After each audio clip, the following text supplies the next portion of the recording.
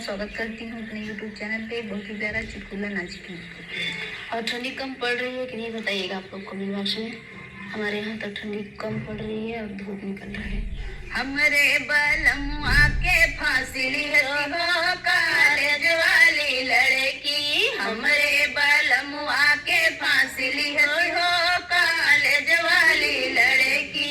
Purse भी छीनी, mobile भी छीनी, पर्स भी छीनी, मोबाइल भी छीनी, धई के जुल्फिया वो नाइली हो कॉलेज वाली लड़की, धई के जुल्फिया वो नाइली हो कॉलेज वाली लड़की।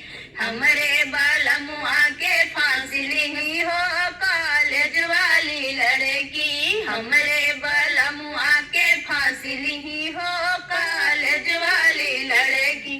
सेंट भी छीनी, मोबाइल भी छीनी, सेंट भी छीनी, रुमाल भी छीनी, धई के जुल्फिया वो नाइली हो कॉलेज वाली लड़की, धई के जुल्फिया वो नाइली हो कॉलेज वाली लड़की।